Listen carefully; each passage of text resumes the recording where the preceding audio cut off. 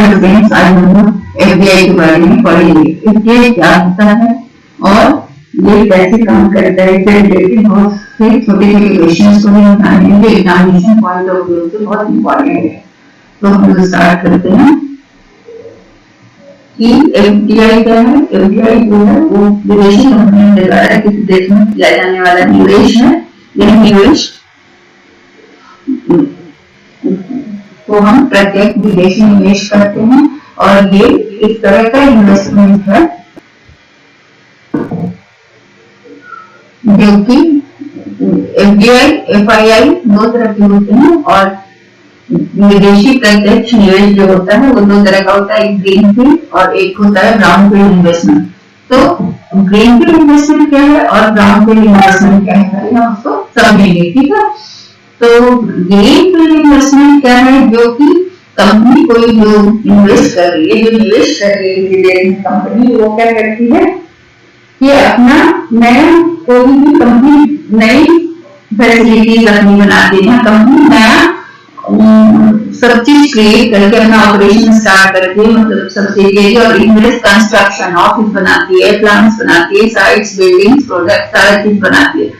तो इसके ऑपरेशंस को इस तरह से मैनेज करके शुरू करती है। तो that is known as greenfield investment. So it is called greenfield, okay. और दूसरा है ब्राउनफील्ड, ग्रीनफील्ड और ब्राउनफील्ड।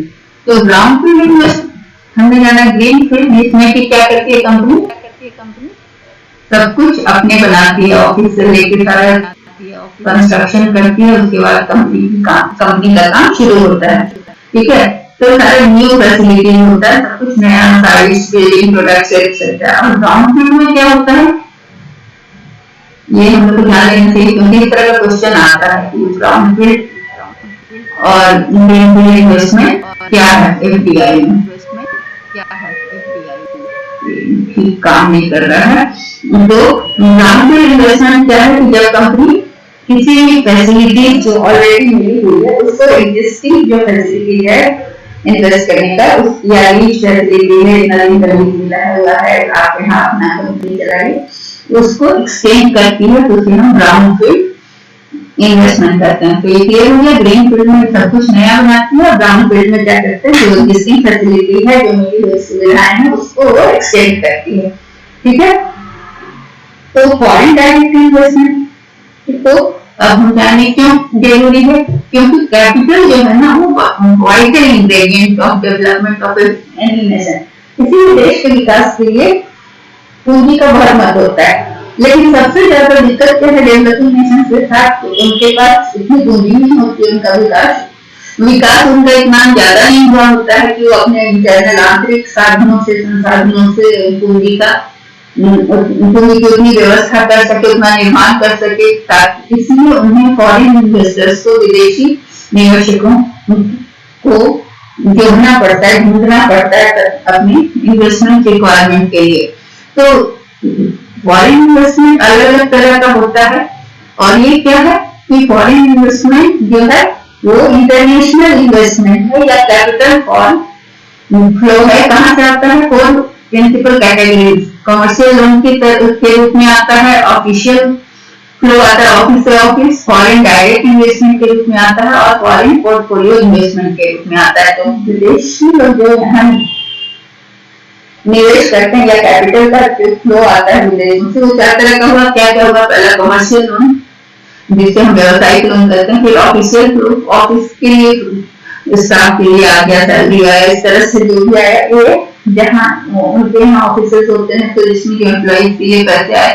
फिर एफडीआई हुआ जिसमें कि वो किसी भी कंपनी को टेक ओवर करते हैं या उसके साथ मिलकर कोलैब करके इन्वेस्ट करते हैं, जिसको हम आगे डिटेल में देखेंगे। और फॉरेन पोर्टफोलियो इन्वेस्टमेंट के रूप में, तो फॉरेन डायरेक्ट इन्वेस्टमेंट क्या हुआ, प्रत्यक्ष विदेशी प्रत्यक्ष निवेश क्या है, जब एक कंपनी किसी भी बिजनेस एंटिटी या दूसरे देश में जाकर किसी बिजनेस एंटिटी का कंट्रोल ले लेती है, ओनरशिप को कंट्रोल कर लेती है। मतलब कोई हमारे यहाँ कंपनी चल रही है और उसका कोई विदेशी आकर उसको टेक ओवर कर ले, उसका मालिक बन जाए, तो उसे हम फॉरेन डायरेक्ट इन्वेस्टमेंट करते हैं। ये तब होता है, ये विदेशी प्रत्यक्ष निवेश तब होता है जब इन्वेस्टर क्या करता है कि फॉरेन बिजनेस का जो भी उसका कार्य है, ऑपरेशन है या फॉरेन बिजनेस एसेट्स है, जिसमें कि किसी भी कंपनी को कंट्रोल करना या किसी भी कंपनी का ओनरशिप लेना, स्वामित्व ले लेना, उसे हम फॉरेन डायरेक्ट इन्वेस्टमेंट के रूप में जानते हैं। तो जैसे कि अब ये क्या है, Apple investment in China. Apple company को सब लोग जानते हैं, आईफोन बनाने वाली कंपनी। तो जब वो कंपनी चाइना में जो इन्वेस्ट की, वो इन्वेस्टमेंट क्या हो गया, एफडीआई। एफडीआई का एक एग्जाम्पल है, इसको समझने के लिए आसानी से हम समझ सकते हैं कि ऐसी तरह से कोई भी कंपनी जब किसी दूसरे देश में निवेश करती है, जिसे हम एफडीआई करते हैं।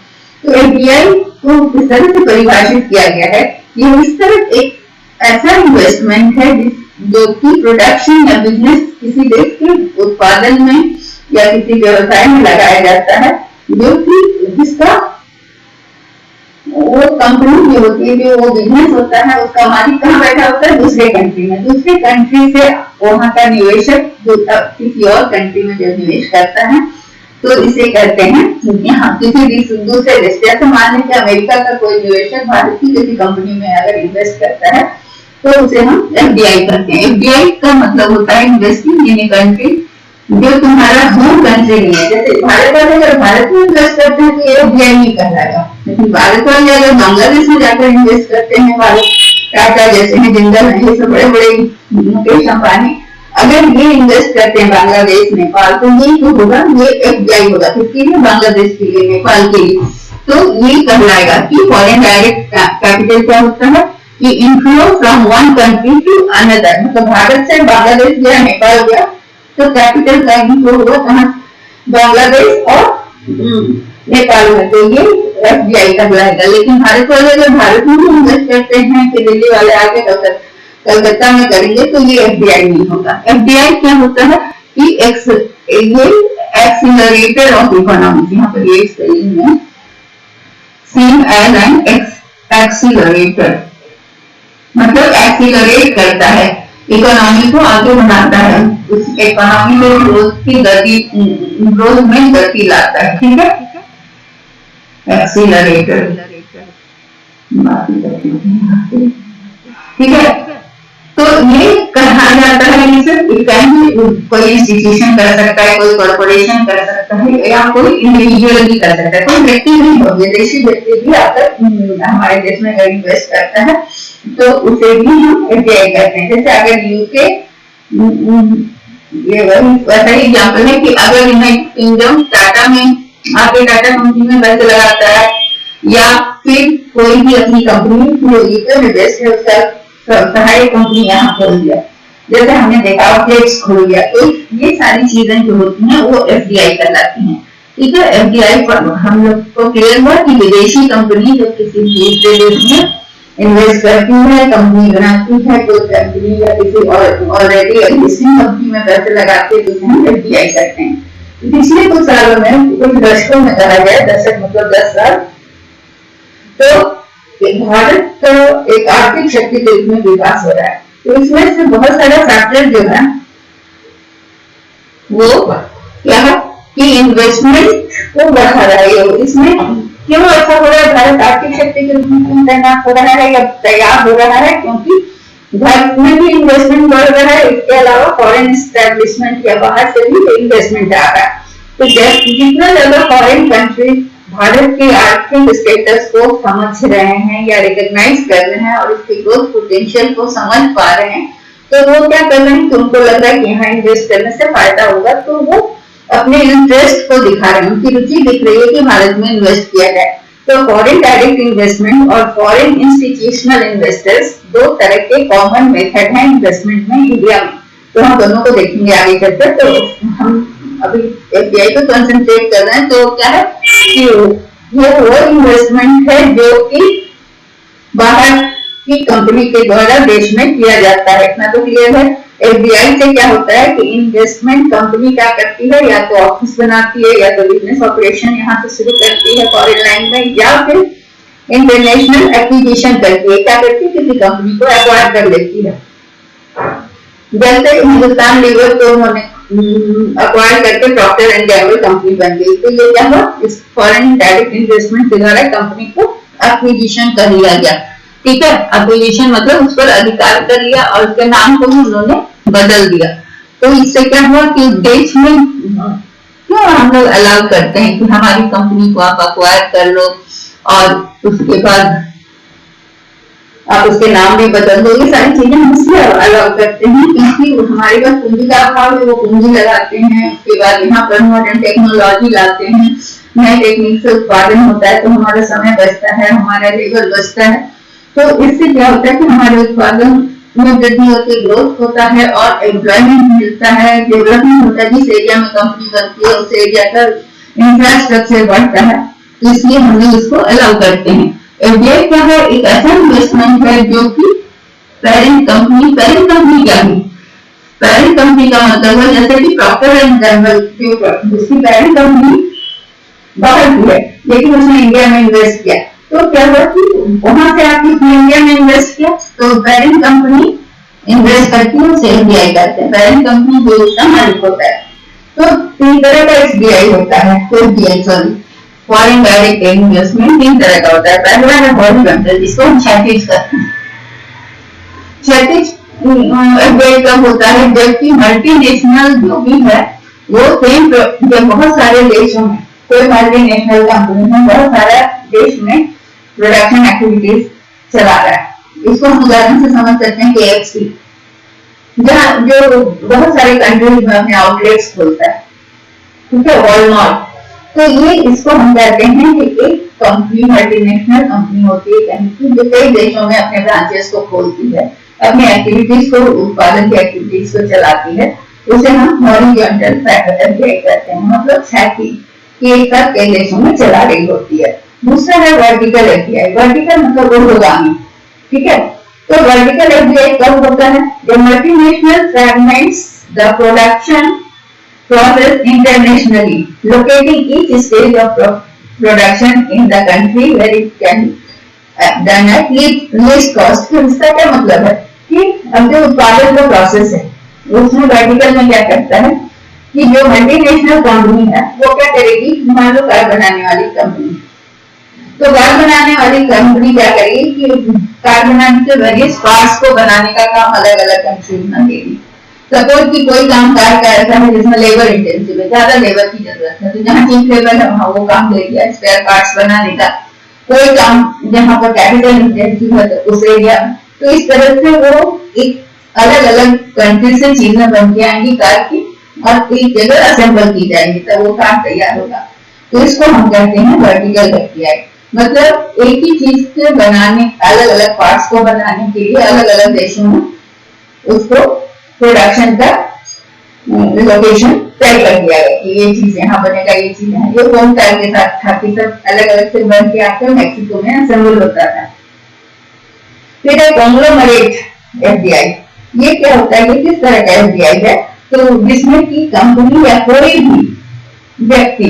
कोई व्यक्ति या कंपनी फॉरेन इन्वेस्टमेंट किसी बिजनेस में करता है, पैसे लगाता है, तो वो क्या होता है कि जो ऐसे कोई कंपनी ने लगा दिया जो कि इसके कंट्री से रिलेटेड नहीं। सपोज कि टाटा ने लगा दिया अमेरिका की किसी कंपनी में जो कि इंडस्ट्रीज, आयरन इंडस्ट्री से या भारत की इंडस्ट्री से, टाटा की इंडस्ट्री से रिलेटेड नहीं है, या अमेरिका की कोई कंपनी ने ऐसा फॉरेन इन्वेस्टमेंट किया या कोई व्यक्ति ने ऐसे बिजनेस में पैसे लगाया जो कि वो उस देश का, उसके होम कंट्री में वो बिजनेस नहीं चल रहा है, इसको कहते हैं कॉन्ग्लोमरेट एफडीआई। ठीक है, तो एक है जिसको हम कहते हैं प्लेटफॉर्म एफडीआई। तो प्लेटफॉर्म एफडीआई क्या होता है कि ये बिजनेस जबकि फॉरेन कंट्री में वो बिजनेस एक्सपैंड कर रहा है, लेकिन फॉरेन ऑपरेशन से क्या हुआ कि बन रहा है, मान लीजिए कि सामान में किसी कंट्री का अमेरिका ने इन्वेस्ट किया और फॉरेन कंट्रीज में, अलग अलग कंट्रीज में उसका सामान बन रहा है। किसी मान लीजिए कि बन रहा है बांग्लादेश में और वो सामान बांग्लादेश में खपत नहीं होकर वो नेपाल को भेजा जा रहा है या चाइना को भेजा जा रहा है, तो इसको हम कहेंगे कि ये ये एक्सपोर्ट प्लेटफॉर्म है। प्लेटफॉर्म का मतलब क्या हुआ? एक्सपोर्ट प्लेटफॉर्म, कि वहाँ बनाया जा रहा है, वहां से एक्सपोर्ट किया जा रहा है, उस कंट्री में उसको कंज्यूम नहीं किया जा रहा है, ना जो कंट्री बनवा रहा है वो यूज कर रहा है, ये अपना इन्वेस्ट करके बनवा रहा है और भेज रहा है थर्ड कंट्री को। तो प्लेटफॉर्म एफडीआई को कब होता है? जब कि लो कॉस्ट लोकेशन हो और फ्री ट्रेड एरिया हो, जहाँ पर ट्रेड में कोई कस्टम ड्यूटी नहीं लगता हो और वहां पर कॉस्ट ऑफ प्रोडक्शन लो हो, तो वहां पर उसको एक्सपोर्ट प्लेटफॉर्म बनाकर वहां चीजों का उत्पादन कराता है। तो कॉन्ग्लोमरेट और प्लेटफॉर्म में समझ में आ गया कि कॉन्ग्लोमरेट में क्या होता है कि कंपनी या इंडिविजुअल जो भी हो वो फॉरेन इन्वेस्टमेंट करता है इसका, जिसका कि उसके होम में क्या बिजनेस है उससे कोई रिलेटेड नहीं होता है।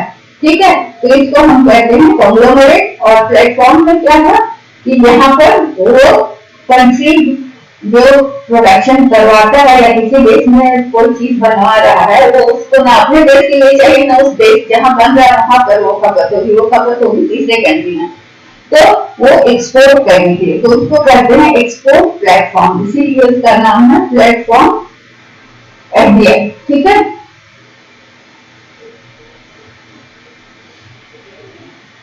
नंबर 4 चीज समझ गए? क्या क्या समझा? Horizontal, vertical, conglomerate and platform. अब फॉरेन डायरेक्ट इन्वेस्टमेंट हर लाइन में हम देखेंगे कि किसी भी कंपनी बिजनेस इंटरेस्ट दूसरे कंट्री का लोन जब किसी कंट्री में करता है तो एफडीआई तब होता है जब इन्वेस्टर क्या करता है कि अपना फॉरेन बिजनेस का ऑपरेशन जो भी कार्य है उसको दूसरे देश में कर रहा है। तो ये क्या है कि पोर्टफोलियो इन्वेस्टमेंट से अलग होता है। पोर्टफोलियो एफपीआई क्या होता है? एफआईआई। तो इसमें क्या है कि इन्वेस्टर क्या करता है कि इक्विटीज परचेज करता है, तो उसे हम पोर्टफोलियो इन्वेस्टमेंट करते हैं, जहां पर केवल कंपनी फॉरेन बेस्ड कंपनी जो है उसके इक्विटी शेयर खरीदी जाए उसको हम कहते हैं फॉरेन पोर्टफोलियो इन्वेस्टमेंट। तो ये एफडीआई से अलग हुआ, यहाँ पर शेयर्स में पैसे लगते हैं कंपनी में, नहीं उसके शेयर को खरीदते हैं। तो फॉरेन डायरेक्ट इन्वेस्टमेंट उस इकोनॉमी में होता है जहां पर वो ओपन इकोनॉमी होता है, मतलब फ्री ट्रेड के लिए कोई भी कंट्री वहां आ सकता है। क्लोज इकोनॉमी रहेगा तब तो मुश्किल है, वहां तो रोक टोक होती है। ओपन इकोनॉमी में खुला है, नहीं मानते हैं तो कोई भी कहाँ इन्वेस्ट करेगा जहां पर वर्कफोर्स जो है, लेबर है वो स्किल्ड है और अब एवरेज ऐसा स्किल्ड है कि एवरेज से ऊपर है और ग्रोथ प्रोस्पेक्ट जो है वो ना लो एकदम लो भी नहीं है, बहुत हाई नहीं है, एवरेज अगर ग्रोथ प्रोस्पेक्ट है इन्वेस्टर के लिए तो वहां इन्वेस्ट करेगा, क्योंकि जो इकोनॉमी रेगुलेटेड है, टाइटली रेगुलेटेड इकोनॉमी है जहाँ कंट्रोल होता है, वहां पर कोई इन्वेस्ट करना नहीं चाहता है, वहां के रूल्स रेगुलेशन से भागना चाहता है। तो फॉरेन डायरेक्ट इन्वेस्टमेंट जो है वो क्या करता है कि कैपिटल भी इन्वेस्ट कर रहा है, इसके अलावा मैनेजमेंट, टेक्नोलॉजी, मान लीजिए किसी कंपनी में कोई फॉरेन कंपनी इन्वेस्ट कर रही है कोई इंडिया की कंपनी में, तो वो केवल पैसे ही नहीं लगाएगी, वो टेक्नोलॉजी भी ला के देगी, वहाँ का मैनेजमेंट भी दिखाएगी। फॉरेन डायरेक्ट इन्वेस्टमेंट में है कि ये ज्यादा इफेक्टिव कंट्रोल करती है ताकि डिसीजन और एटलीस्ट सब्सटेंशियल और इसको वहां पे जिस कंपनी में इन्वेस्ट करती है टेक्नोलॉजी लगा के उसके ऊपर पूरा कंट्रोल भी करती है। ठीक है, तो फॉरेन डायरेक्ट इन्वेस्टमेंट बहुत तरह से किया जा सकता है किसी देश में। जैसे पहले तो किसी भी सब्सिडियरी कंपनी को खोल सकता है, कोई अपनी कंपनी का ब्रांच खोल दिया सहायक, या अपनी कंपनी से जुड़ी हुई कंपनी खोल दी, या फिर जो भी फॉरेन कंपनी ऑलरेडी है उसके इंटरेस्ट में, उसके हिसाब से, उसके फायदे के लिए उसका कंट्रोल ले लिया, या फिर मर्जर कर लिया या ज्वाइंट वेंचर कर लिया, कंपनी को अपनी कंपनी में मिला दिया, मर्ज कर दिया, जैसे हिंदुस्तान लीवर मर्ज करके प्रॉक्टर गैमल बन गया, या फिर ज्वाइंट वेंचर चला लिया इंडिया की कंपनी के साथ। तो ये फॉरेन डायरेक्ट इन्वेस्टमेंट जो है वो कंट्रोलिंग इंटरेस्ट है, जो विदेश की कंपनी पैसे लगाती है उस पर कंट्रोल करने का उसका इंटरेस्ट होता है। उसके अलावा कि वो कंट्रोल करती है। विदेशी कंपनी आपका देश में अगर खोलती है कंपनी तो कंट्रोल करती है, लेकिन वो उसको रेगुलेट कौन करता है? इस गाइडलाइंस पे करती है। गाइडलाइंस कौन इशू करता है? ये भी एक क्वेश्चन है कि organisation of economic cooperation and development, तो ये जो है OECD ये कंट्रोल करती है, इसके गाइडलाइंस पे चलना होता है जब भी कोई कंपनी इन्वेस्ट करती है, FDI जो भी लाती है। तो क्या है कि minimum 10% of ownership stake in foreign based company, उसमें क्या होता है कि 10% उनको शेयर लेना पड़ता है। लेकिन ये क्या है, ये डेफिनेशन 10% शेयर में पैसे लगाने होते हैं, कंपनी का शेयर होल्डर बनना पड़ता है 10%, लेकिन ये फ्लेक्सिबल है क्योंकि कंट्रोलिंग इंटरेस्ट में फर्म क्या है कि लेस देन 10 भी कभी कभी हो जाता है, मतलब ये हार्ड एंड फास्ट रूल नहीं है कि 10% ही है। तो जितना कम शेयर लेते हैं उतना कंपनी के बोर्ड ऑफ डायरेक्टर में उनका वोटिंग राइट होता है, वोटिंग शेयर होता है। तो इसमें फॉरेन डायरेक्ट इन्वेस्टमेंट किस किस तरह से होता है? तो मर्जर होता है, कंपनी को अपने साथ मिलाया गया, अक्वायर कर लिया, एक्विजिशन कंपनी को ले गया, रिटेल फिर सर्विसेज देता है, लॉजिस्टिक्स कंपनी के सामान को लॉजिस्टिक्स के द्वारा पहुंचाना, मैन्युफैक्चरिंग, ये सारी तरह के काम होते हैं FDI में। सब जगह FDI के पैसे लग सकते हैं। फॉरेन डायरेक्ट इन्वेस्टमेंट हो सकता है मर्जर में, एक्विजिशन में, रिटेल में, सर्विसेज में, लॉजिस्टिक में, मैन्युफैक्चरिंग में। तो foreign direct investment under law governing क्या है कि गवर्नमेंट की रूल के हिसाब से चलता है और कंपनी के ग्रोथ स्ट्रैटेजी को बताता है कि क्या क्या रूल्स है और कंपनी कितना ग्रो करेगी। तो अब क्या है कि FDI अलाउड कितना है किसी भी कंट्री में, तो हम इंडिया का केस में देखेंगे हम अपने देश के लिए कि बहुत सारे सेक्टर में परमिटेड है FDI। तो एक है ऑटोमेटिक रूट और गवर्नमेंट रूट। तो ऑटोमेटिक रूट में क्या होता है कि जो NRI है और Indian company does not require any approval from government of India, मतलब जो हमारे देश के लोग जो विदेशों में रह रहे हैं और वो क्या होते हैं इन्वेस्ट करते हैं, फॉरेन डायरेक्ट इन्वेस्टमेंट करना चाहते हैं हमारे देश में, या कोई इंडियन कंपनी है तो उसको सरकार का अप्रूवल नहीं चाहिए, ठीक है, तो वो ऑटोमेटिक रूट से आ जाएंगे, उनको सरकार से परमिशन नहीं लेना होता है, उसको वो रूट कहलाता है ऑटोमेटिक, वो स्वतः चले जाते हैं। और जबकि गवर्नमेंट रूट में क्या होता है कि इन्वेस्टमेंट से पहले गवर्नमेंट ऑफ इंडिया से परमिशन लेना जरूरी होता है, तभी कोई फॉरेन कंपनी इन्वेस्ट कर सकती है। तो अब हायर लेवल ऑफ ज्यादा FDI को अट्रैक्ट करने के लिए गवर्नमेंट ने क्या किया है, बहुत सारा पॉलिसी को उदारवादी बना दिया, लिबरल पॉलिसी बना दिया, जिसके अंदर 100% FDI ही अलाउ कर दिया है बहुत जगहों पर अंडर ऑटोमेटिक रूट। इसमें बहुत सारे सेक्टर्स में तब क्या है ये, तो 100% ये 2020 के समय बहुत सारी जगह पे वो ऑटोमेटिक रूप से बिना परमिशन के वो स्वतः आ सकते हैं, ठीक है। 2 रूट्स ऑफ FDI, तो रूट्स का क्या है कि मर्जर एक्विजिशन हमने देखा, getting voting stock unit based, अगर किसी का है तो उसकी कंपनी में वोटिंग राइट, ज्वाइंट वेंचर मिलकर काम करना कंपनी के साथ। दूसरा है कि सब्सिडियरी अपने देश किसी कंपनी का सब्सिडियरी डोमेस्टिक फर्म में खोलना या फॉरेन कंट्री में खोलना, ये सारा FDI तो FDI का रूट हमने समझा। अब देखते हैं कि FDI का एडवांटेज और डिसएडवांटेज क्या है, इसके अलावा और भी रिलेटेड छोटे छोटे क्वेश्चन हम देखेंगे। तो FDI क्या हेल्प करता है, इकोनॉमिक ग्रोथ को बढ़ाता है रेसिपिएंट कंट्री के लिए भी और जो कंट्री इन्वेस्टमेंट कर रहा है, क्योंकि कोई भी कंट्री बाहर का जब भी इन्वेस्टमेंट करेगा तो केवल उसको यहाँ दया कर दान करने को आया नहीं, वो चैरिटी के लिए तो आया नहीं, वो अपना फायदा भी देखेगा, तो दोनों को फायदा होता है। हमारे देश में अगर कोई बाहर की कंपनी पैसे लगाती है तो हमारे देश में रोजगार बढ़ता है, उसकी आय बढ़ती है, देश का विकास होता है, इंफ्रास्ट्रक्चर बनता है, ये सारी सुविधाएं और फायदे होते हैं जिस कंट्री में इन्वेस्टमेंट हुआ। और जो कंट्री इन्वेस्ट करता है वो अपना प्रॉफिट लेता है, जो भी कंपनी लगाया उसे, तो डेवलपिंग कंट्री बेनिफिट कैसे हुआ, तो ये मैंने अभी बताया इंफ्रास्ट्रक्चर और एम्प्लॉयमेंट। और दूसरा मल्टीनेशनल कंपनी को क्या फायदा होता है कि वो अपने इंटरनेट, एक तो हुआ कि प्रॉफिट मिला, दूसरा इंटरनेशनल मार्केट में उनका एक पहचान उनकी बन गई थी सब, बाहर की कंपनी यहाँ यहाँ यहाँ है, मतलब बहुत सारे देशों में है, तो उनका ग्लोबल एक्नॉलेजमेंट होता है और उनके फुटप्रिंट्स देखे जाते हैं, मतलब उनकी छाप बनती है। तो मेन डिसएडवांटेज क्या है, लेकिन एक डिसएडवांटेज है इसका, केवल एडवांटेज ही नहीं है। इससे क्या होता है कि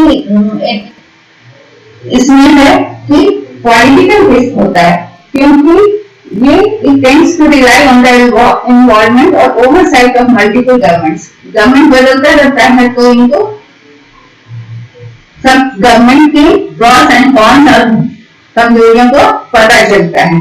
अब एफडीआई कैसे कैसे आता है, एंटर कैसे करता है एफडीआई देश में, तो पहला है सब्सिडियरी और एसोसिएट कंपनी के रूप में। तो क्या है कि अगर दूसरे कंट्री में कोई घुसना है, कोई मतलब प्रत्येक विदेशी निवेश के जरिए, तो क्या है कि पहले कंपनी बनाइए, सब्सिडियरी अपनी कंपनी बनाइए, तब आप इससे दूसरे कंट्री में एक्सेस करेंगे, उसके मार्केट को एक्सेस करेंगे। तो एफिलिएट एंड सब्सिडियरी बैंक, इसमें क्या हुआ है, जिसका सबसे बढ़िया उदाहरण है कि हमारे देश में विदेशी बैंक जो है, HSBC, सिटी बैंक, ये सब आया। तो ये क्या हुआ कि बैंक खुला, उसके बाद एक्सेस कर लिया मार्केट को, कंट्री के मार्केट को, फिर लोग इसमें अपना अकाउंट खोलने लगे।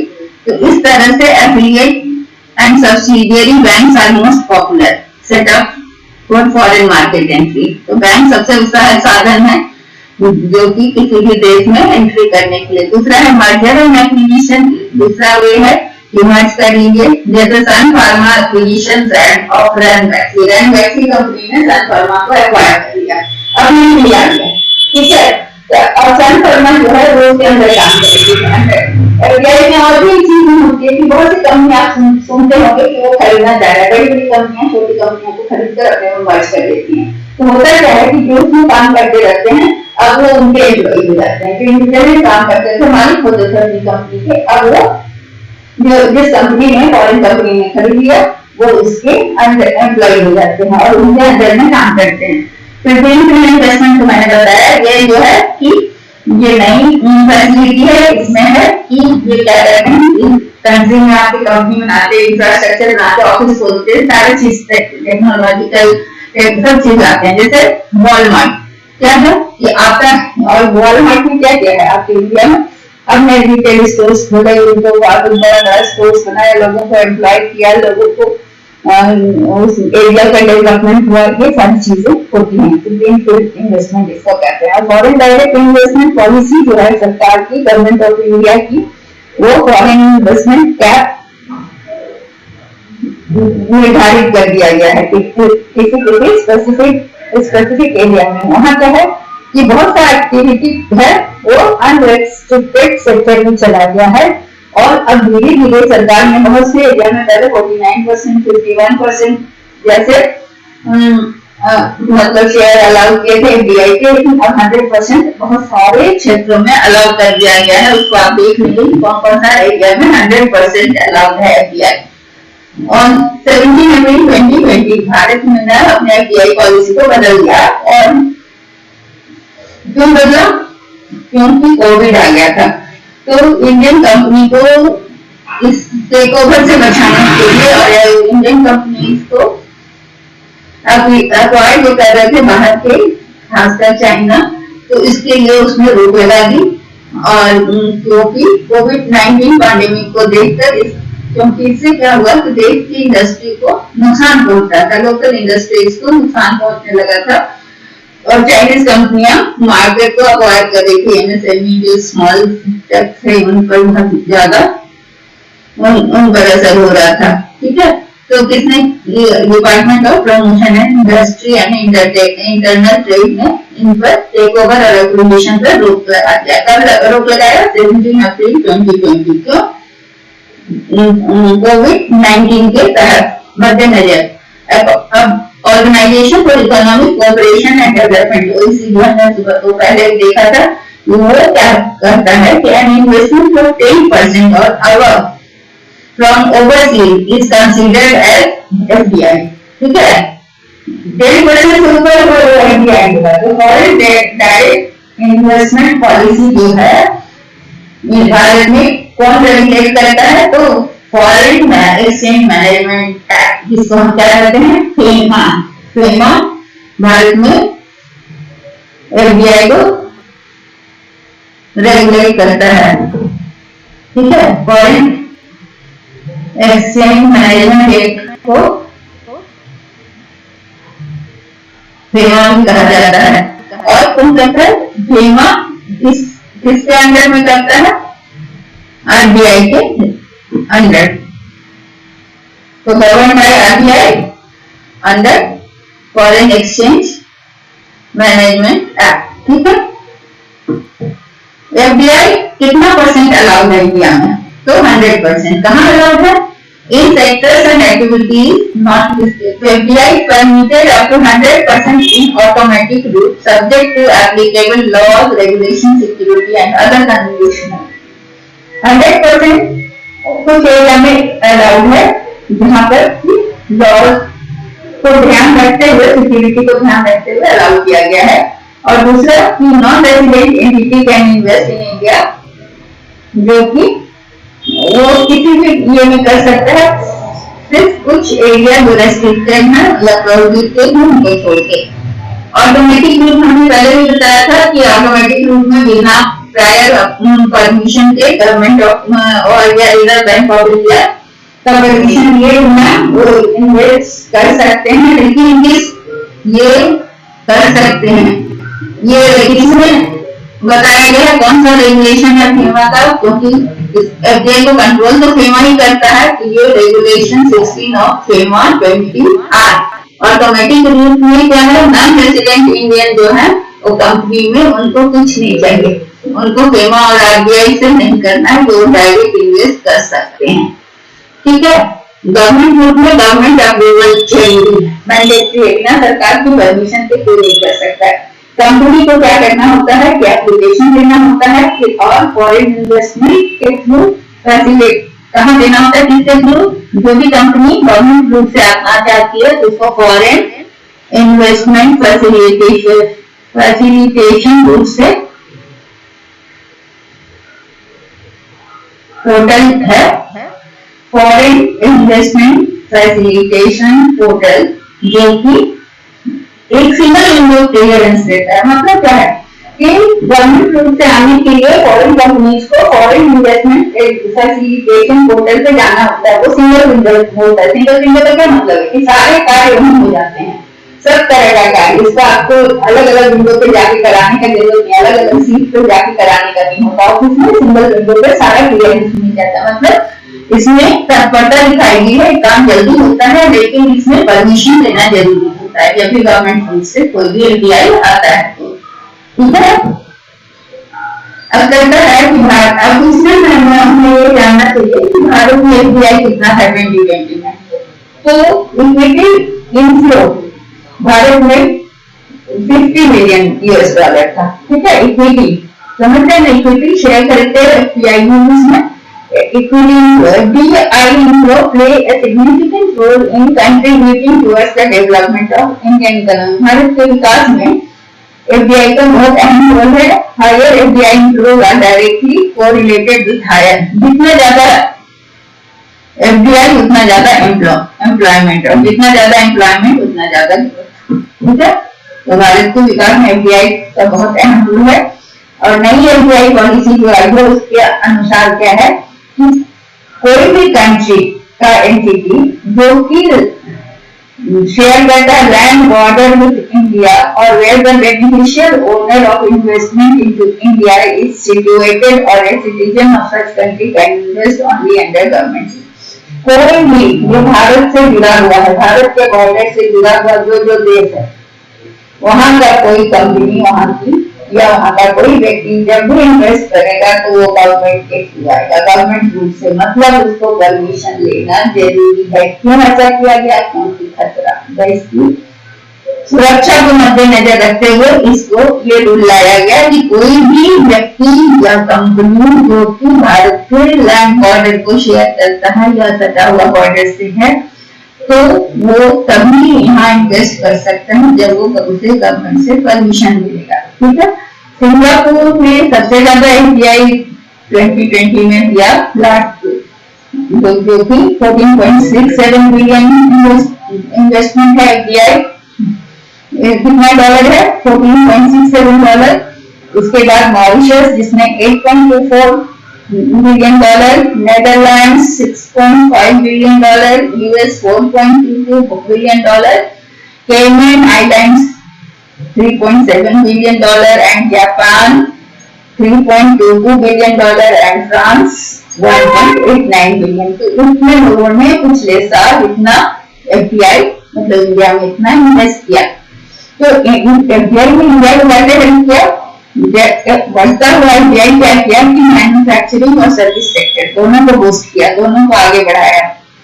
इससे क्या हुआ? जॉब क्रिएट हुआ, अनएम्प्लॉयमेंट घटा, एजुकेटेड यूथ को जॉब मिली, इसके अलावा स्किल्ड और अनस्किल्ड लेबर को भी काम मिला कंट्री में। और ये जो एम्प्लॉयमेंट बढ़ा उससे इनकम बढ़ा तो लोगों का परचेजिंग पावर बढ़ा, तो उनके स्टैंडर्ड ऑफ लिविंग में भी परिवर्तन हुआ। अब सवाल उठता है, ये भी इम्पोर्टेंट क्वेश्चन है, who started FDI in India? Bharat में एफडीआई लाया कौन? तो doctor Manmohan Singh, finance minister. Foreign direct investment in India was introduced in 1991 under Foreign Exchange Management Act। FEMA के तहत 1991 में उस समय के जो फाइनेंस मिनिस्टर थे डॉक्टर मनमोहन सिंह ने लाया था। ठीक है,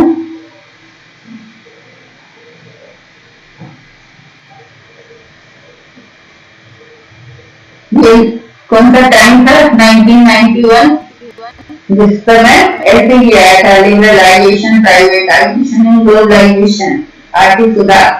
तो बेस लाइन ऑफ $1 बिलियन आया था। एफडीआई ग्रीनफील्ड ब्राउनफील्ड मैंने बता दिया है, आपको पता है कि ग्रीनफील्ड में क्या होता है, सारा कुछ वो कंस्ट्रक्ट करता है, कुछ बनाता है, तो कुछ करता है। तो ग्रीनफील्ड नया प्रोजेक्ट बनाना होता है जो कि शुरुआत होती है। और ब्राउनफील्ड में क्या होता है कि पहले से चले इंडस्ट्रीज में इक्विटी और शेयर्स को बढ़ाते हैं।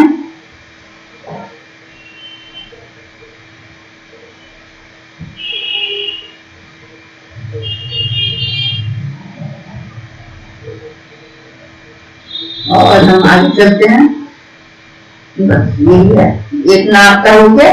तो क्या हुआ कि ये एफडीआई जो है वो एक व्यक्ति के द्वारा या एक देश के द्वारा दूसरे देश में सिर्फ व्यावसायिक हितों में किया जाता है। एफडीआई कब होता है? जब कोई निवेशक विदेशी व्यापार संचालन करता है, स्थापित करता है और विदेशी कंपनी में विदेशी व्यापार और संपत्तियों का अधिग्रहण करता है। ठीक है, तो ये कई तरह का होता है, हमने देखा क्षैतिज होता है, लंबवत होता है, ऊर्ध्व होता है और प्लेटफॉर्म होता है तथा